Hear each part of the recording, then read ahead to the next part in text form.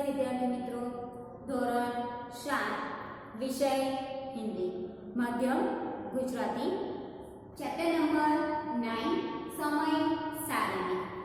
समय सारिणी तो विद्यार्थी मित्रों, आप लोगों को पता होगा कि समय सारिणी का अर्थ क्या है।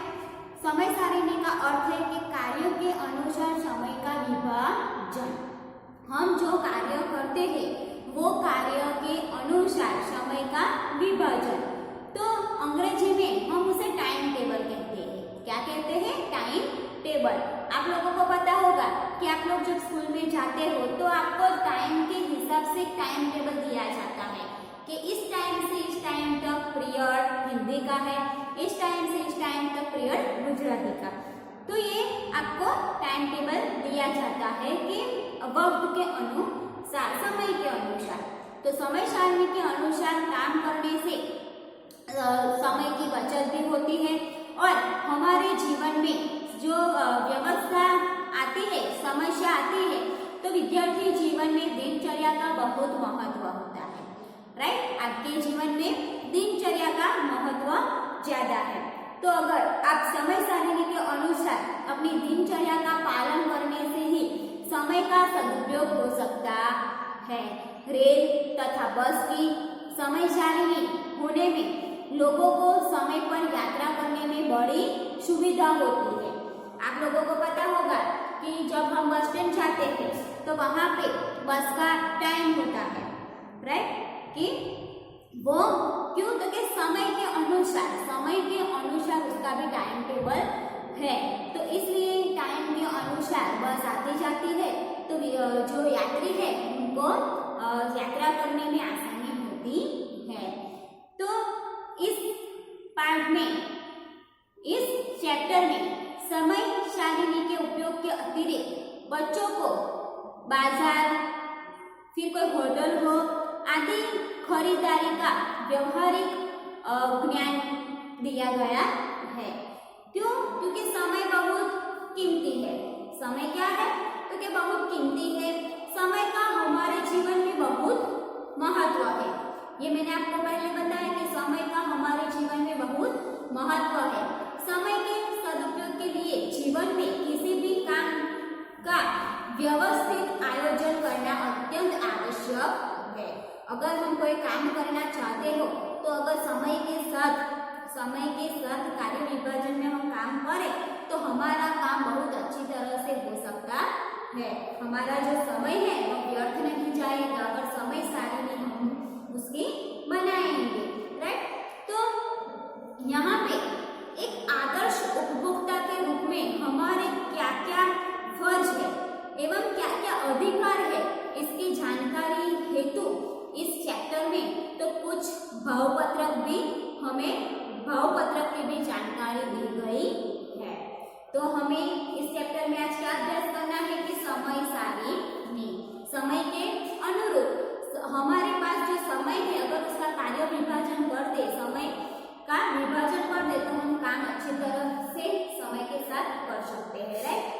तो चलो, आपको दिया है कि बच्चों आप रोज सुबह में जागने से लेकर सोने तक क्या क्या आप लोग जो प्रवृत्ति करते हैं वो लिखिए। तो आपको पेज नंबर 51 पर दिया है एक पोस्टर, उसमें क्रम, समय और प्रवृत्ति दी है। तो आपको कहा कि आप जागने से सोने तक क्या क्या प्रवृत्ति करते हो, तो वो आपको लिखना है। जैसे कि आपको एक टाइम टेबल बनाना है। देखिए, क्रम, समय, प्रवृत्ति, और उसमें क्रम है कि पहला, तो आप कितने बजे जागते हो? तो कि 6 बजे। तो आपको टाइम लिखना है 6 बजे। फिर प्रवृत्ति, तो कि आप 6 बजे क्या करते हो? तो कि दांत साफ करना एवं नित्य क्रम में नहाना धोना। राइट? चलो, फिर आ जाइए 2 नंबर लिखेंगे। तो कि 2 नंबर में 7:30 बजे। तो कि आप लोग 7:30 पर क्या करते हो? तो कि चाय नाश्ता। क्या करते हैं? चाय नाश्ता।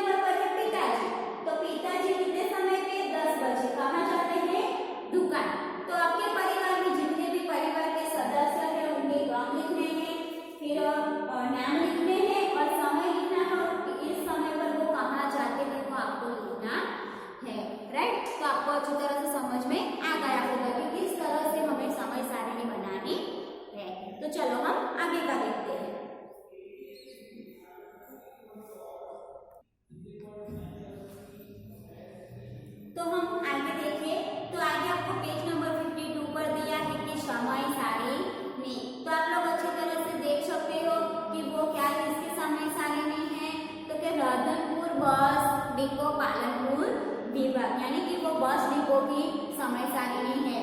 तो कि प्लेटफॉर्म नंबर 1, प्लेटफॉर्म नंबर 2, बस का नाम दिया है, कितने बजे से कितने बजे तक जाएगी और समय आपको दिया है। अब आप अच्छी तरह से वहां पे देख सकते हो कि आपको जो काले रंग का दिया है, तो कि काले रंग का लिखे रूट कौन सी बस है, लोकल, और लाल रंग का जो रूट है वो एक्सप्रेस बस है। फिर आगे आपको लाल रंग में दिया है कि हर पूनम के लिए एक्स्ट्रा बस, तो कि आपको समय के साथ कौन सी बस कहाँ जाएगी वो आपको दिया है। तो अब अगर अच्छी तरह से देखें तो आपको जो बस है वह कितने बजे से कितने बजे तक किस शहर में जाएगी, कहाँ तक रुकेगी, वो सब आपको समय सारिणी में दिया है। तो आपको प्रश्न दिए हैं कि काले रंग से लिखित रूट का क्या मतलब है। तो मैंने अभी आपको बताया कि काले रंग से लिखित यानी कि काले रंग के जो अक्षर है वह रूट का क्या मतलब है। हाँ, तो कि काले रंग से लिखित रूट का क्या मतलब है, तो क्या है कि वो लोकल बस है। तो क्या लिखेंगे, काले रंग से लिखित रूट का मतलब है कि वो लोकल बस है। दूसरा प्रश्न है कि लाल रंग से लिखित रूट का क्या मतलब है। तो क्या जवाब आएगा कि लाल रंग से लिखित रूट एक्सप्रेस बस सूचित करती है। तीसरा क्वेश्चन है, अब बताइए प्लेटफॉर्म नंबर 2 से जाने वाली अंबाजी माता का मढ़ का बस लोकल है या एक्सप्रेस। अब आप समय सारिणी में देखिए कि प्लेटफॉर्म नंबर 2 से जाने वाली अंबाजी माता का मढ़, तो आपको प्लेटफॉर्म नंबर 2 पर दिया है कि अंबाजी माता का मढ़ का जो दिया है कि लोकल है या एक्सप्रेस। हाँ, तो वो क्या है, बस एक्सप्रेस है, क्योंकि वो रेड कलर की है यानी कि लाल रंग की। चौथा प्रश्न है कि प्लेटफॉर्म नंबर 4 से जाने वाली वलसाड खरड़ बस समय सारणी के अनुसार आपको क्या आपकी घड़ी के अनुसार कितने बजे होगी, क्या कि आपके घोड़े के अनुसार कितने बजे होगे। तो कि प्लेटफॉर्म नंबर 4 से आपकी बस जो जाने वाली है तो वह कितने बजे आपके घोड़े में 11 बजे होगी, कितने 11 बजे।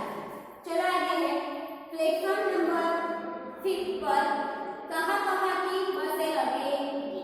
प्लेटफॉर्म नंबर 5 पर कहाँ की बसें लगेगी, तो क्या आएगा कि प्लेटफॉर्म नंबर 5 आप देख सकते हो समय सारणी में कौन कौन सी बसें हैं, तो कि मोड़ासा, ईडर, विसनगर, मेहसाणा और अहमदाबाद। चलो क्वेश्चन 6, एक्स्ट्रा बसें कब जाएगी, वो भी आपको दिया है समय सारणी में। तो कि एक्स्ट्रा बसें हर पूनम के दिन सुबह 6 बजे और 7 बजे जाएगी, राइट। तो आपको ये दिया है। और अगर आप बसों की समय सारणी के अनुसार आप बुकिंग घर बैठे कर सकते हो, रेलगाड़ी के बारे में कोई भी जानकारी आपको चाहिए तो भी आप घर बैठे नंबर 139 पर आप ले सकते हो। रेल के बारे में अधिक जानकारी के लिए आप घर बैठे ही आप अपने समय के हिसाब से जानकारी ले सकते हो, राइट। चलो अब आपको नीचे दिया है कि टेलीविजन की समय सारणी। तो आप टेलीविजन देखते हैं, टीवी देखते हैं, तो उसमें समय सारणी आपको दी जाती है कि 12 बजे कौन सी सीरियल आपको देखे उदाहरण के अनुसार आपको दिया है पुस्तक में कि चलो स्टार प्लस, तो स्टार प्लस पे कौन कौन सी सीरियल कितने बजे से कितने बजे तक आएगी। तो आपको दिया है कि 12 बजे आएगा गुलाल, 12:30 बजे आएगा यह रिश्ता क्या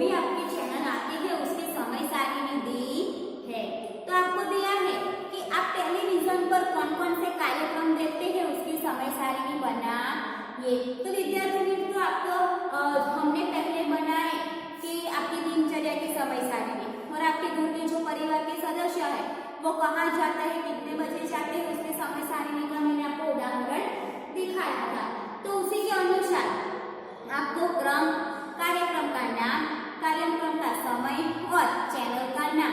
कि कितने कार्यक्रम का नाम हम अगर लेंगे तो कि न्यूज 9, कार्यक्रम का समय तो कि 9 बजे, चैनल का नाम तो कि टाइम नाउ। इस तरह आपको समय सारणी बनानी है।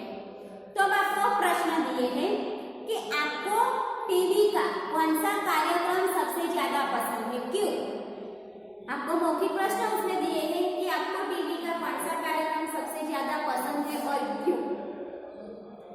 मैं बताती हूँ कि मुझे सोनी चैनल पर आने वाला टीवी का कार्यक्रम पेट्रोल क्राइम बहुत पसंद है, क्योंकि इस कार्यक्रम में समाज में बनने वाली अपराध की जो अपराधी का वास्तविक और रोचक निरूपण किया गया है जाता है। इसमें यह भी बताया जाता है कि दुनिया को किस प्रकार जो पुलिस है वो मुजरिम को किस तरह पकड़ती है। यह कार्यक्रम हम कई तरह से सावधानी रखने के लिए भी दिया जाता है। तो हम आपको जो कार्यक्रम अच्छा लगता है और क्यों अच्छा लगता है वो आपको लिखना है। आगे दूसरा प्रश्न है कि आप टीवी पर शिक्षा संबंधी कौन कौन से कार्यक्रम देखते हैं। तो आप टेलीविजन में शिक्षा संबंधी कार्यक्रम कौन कौन से देखते हैं वह आपको बताना है। तीसरा प्रश्न है कि आप अपने टीवी पर प्रसारित होने वाले कार्यक्रम का हेतु कैसे देखेंगे, मेनू। तो टीवी पर प्रसारित होने वाले कार्यक्रम का मेनू देखने के लिए हम क्या करेंगे, तो कि टीवी चैनल देखूंगा, फिर उनके समय के अनुसार कार्यक्रम का नाम देखूंगी। राइट, चलो तब आपको दिया है पेज नंबर 56 पर तो होटल बच्चा पार्टी। तो अगर हम किसी होटल में जाते हैं, आपको पता है आप भी होटल में गए होंगे, तो आपको एक मेनू दिया जाता है जिसमें गुजराती थाली आपको दिया है, पूरी शाक, सेवन पूरी। तो उसमें होटल में भी एक मेनू दिया जाता है जिसमें सब्जी होती है, राइस होती है, अलग अलग सब्जी होती है, ठंडा पीना होती है। तो वो आपको नाम दिए जाते हैं, उसके सामने क्या दिया जाता है, भाव, क्या रकम।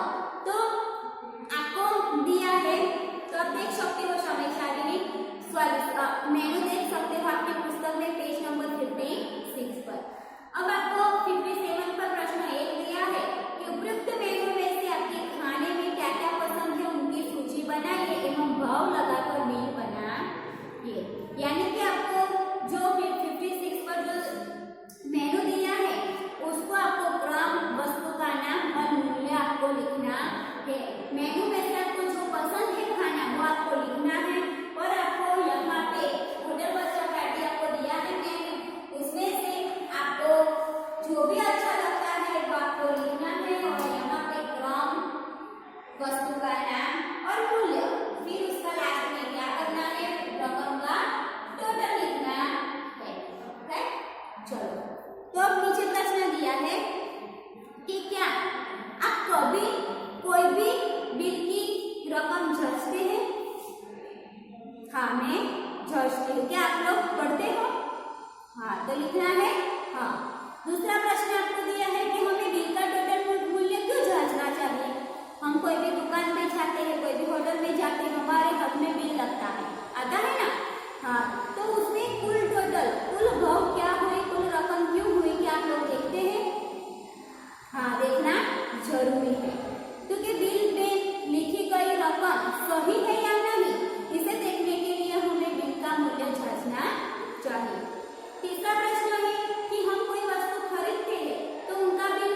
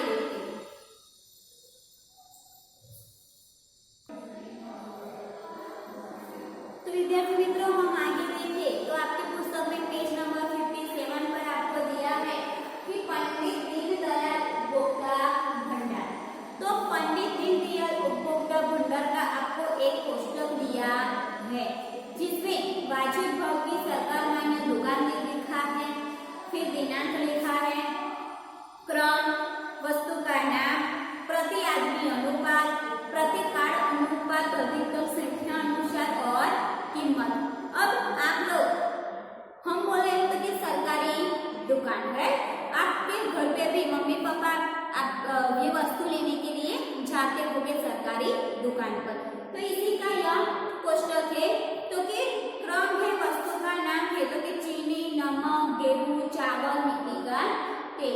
प्रति आदमी अनुपात के घर में कितने सदस्य है उनके अनुसार वस्तु मिली जाती है, राइट। प्रति कार्ड अनुपात अधिकतम संख्या अनुसार, यानी कि कितनी संख्या है उसके अनुसार भी। और बाद में है कीमत। यहाँ पर लिखी है कि चीनी, तो कि चीनी कितने ग्राम, 350 ग्राम।